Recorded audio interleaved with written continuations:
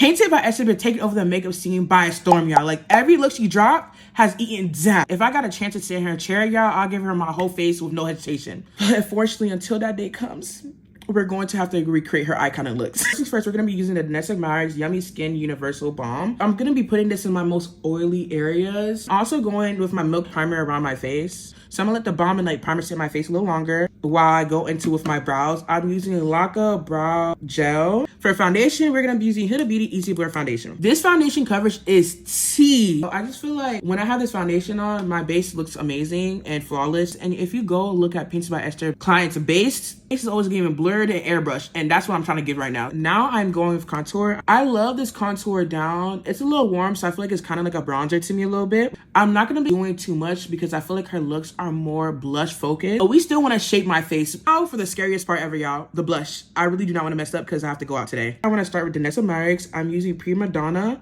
One thing I'll say, y'all, Danessa Myricks blush is so pigmented. Like, I just put a little too much on my face.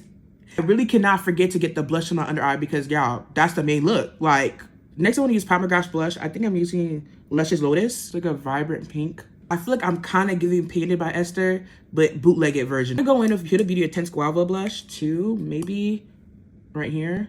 This is more a hotter pink. I'm just really trying to build the blush up. I'm a real y'all. I don't know what I'm doing. Guys, did I put a little too much blush?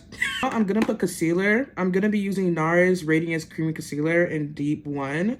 We're just gonna be putting a little bit because like the main focus is really the blush. We don't want the concealer overpowering the blush. I'm gonna try to just keep it more in this area. Love me a bright inner corner, y'all, but I'm not gonna put too much, but just enough. I'm using House Labs shade 31 Medium Neutral, and just focus is just more my inner corners. Now, guys, setting powder. I'm gonna be using Huda Beauty Cherry Blossom Cake Easy Bake Powder. Time for powder blush. As you can see, the blush kind of like disappeared a little bit. It's time to bring it back. I'm using One Size Cheek Clapper. I'm be using shade Pick Me. Apply it more up here.